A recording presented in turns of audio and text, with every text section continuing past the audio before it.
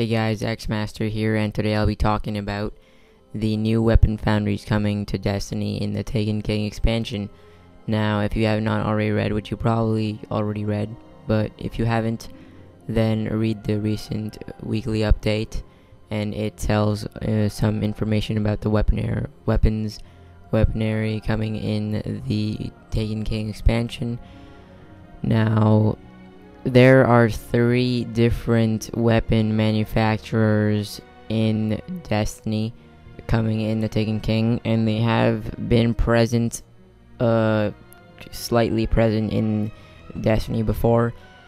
For example, Haka, I'm not sure how to pronounce it. I've seen how to pronounce it, but I don't really remember. Haka, I'm just gonna say that for now, is one of these weapon foundries, and basically each of these weapon foundries, there's Haka, Amalon, and Soros, and each of these foundries manufacturers have different types of guns for different type of people, and basically it's up to you which one you want to go and buy, because each of them have their own unique features.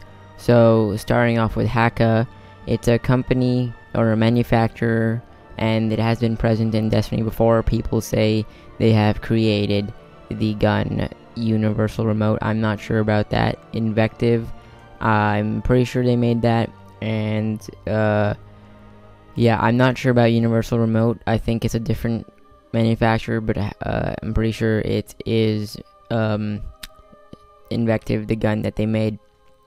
And there hasn't really been more guns made by this manufacturer that I've seen. In the Taken King, we will be getting a ton of new guns in that manufacturer, by that manufacturer, and that's cool. There have been crates in the tower that have Haka on it, and I've also seen crates with the Amalon symbol on it, and on the Twilight Gap map there are also crates with Amalon on it. I haven't seen the Haka crates. I don't remember seeing Soros crates either, but there are apparently Haka crates, and there are Amalon crates. Description of Haka: functional, reliable, and unapologetic. And hammers, not scalpels. Relatable design harkening back to the Lost Era. Haka is not about exciting form, it is about exciting function. A weapon's weapon. Haka is the instrument of people. And so it seems like that the Haka weapons are going to be more old type weapons from previous generations and previous years. And yeah, they have their own features, like building reliable tools built for soldiers in the field. Haka values simplicity over interacy, function over flair. Haka weapons will start with a more tightly focused band of base stats that don't spike as high or low as other weapon families, granting a solid foundation for growing the weapon. On a Haka talent grid, you'll see a simplified set of scopes that work best for the weapon, front-loaded perk nodes with the stat upgrade options occupying the final column. Haka perk selection is focused on offensive and combat tactics. Haka pulse rifles fire a burst of 4 rounds with damage adjusted to match the DPS of a 3-round burst, which is the normal burst, meaning the pulse rounds do less individually but are as equal as a group. Fire time between bursts is slightly faster. Now, that's a good thing and a bad thing. The bad thing is that you might miss one. It's better to have less bursts, so less bullets in a burst, so then you don't have to hit as many because they go in a vertical line and you might miss if a target is moving. But the fire time is obviously an up positive. So this is a concept art of the auto rifles made from Haka, and they do look really cool. They look like in our real world modern weapons, and not the futuristic type weapons that we have in Destiny.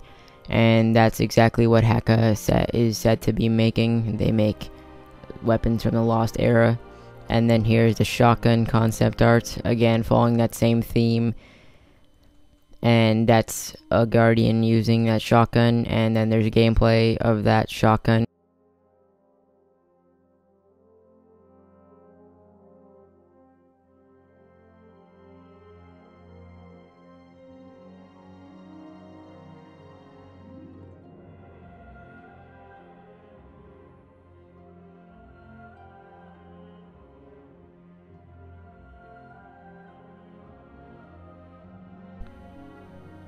And then we have a pulse rifle concept art from Haka, and there's the Guardian shooting it.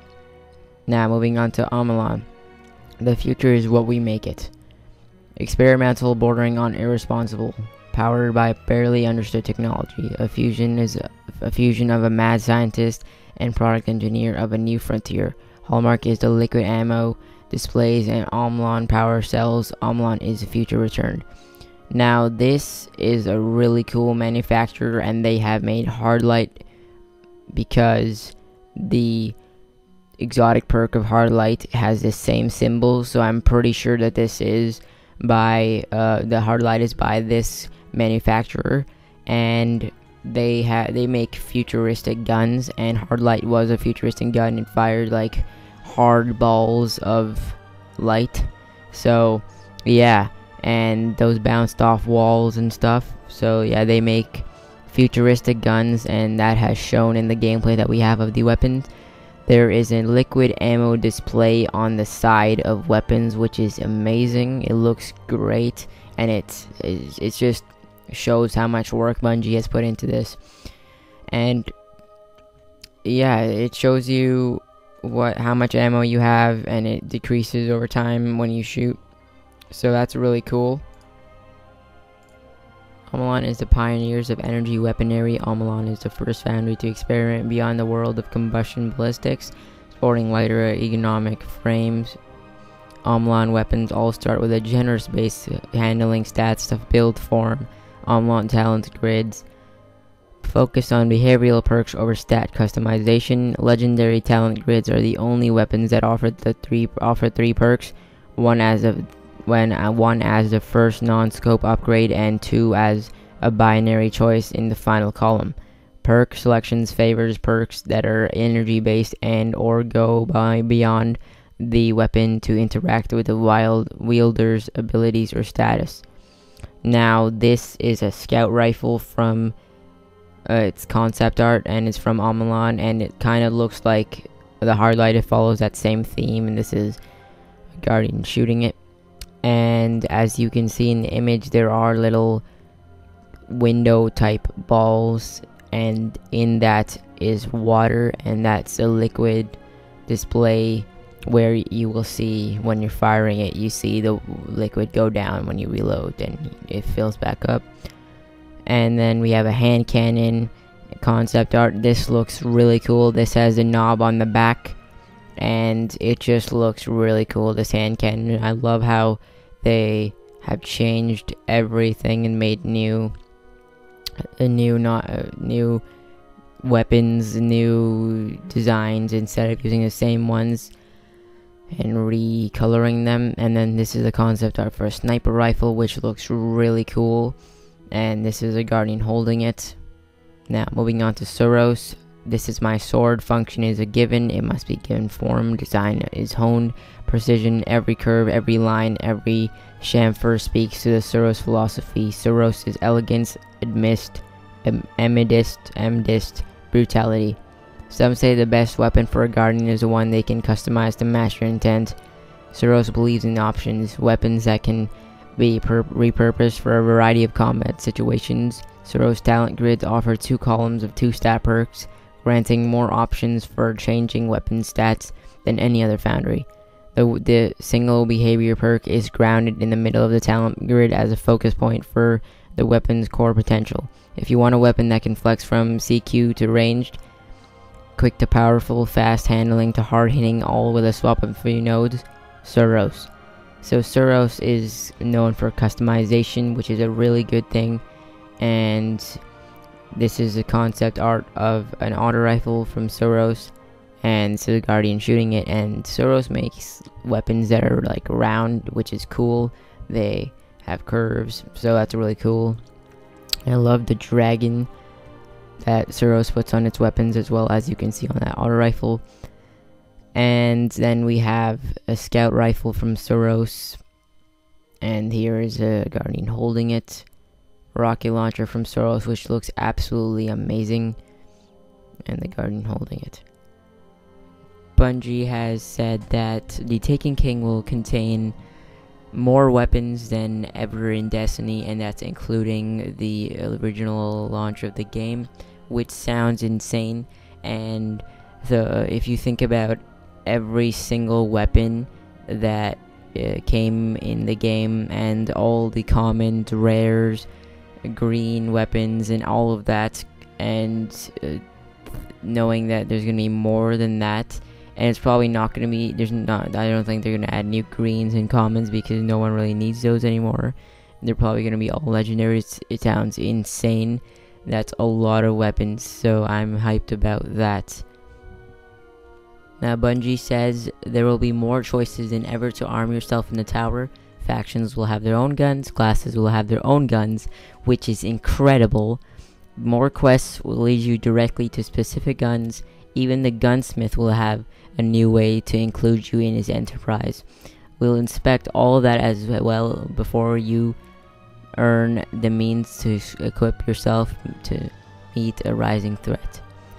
Now, it sounds incredible that we will again go to the gunsmith to purchase weapons.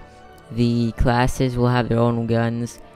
It sounds really cool, but it could be a really bad thing as well if the weapons are not balanced, just like the supers, and you know, it could go the wrong way too. Hopefully it doesn't though. And yeah, thank you guys for watching. Subscribe for daily content, and put your thoughts about all this in the comments, and thank you for watching.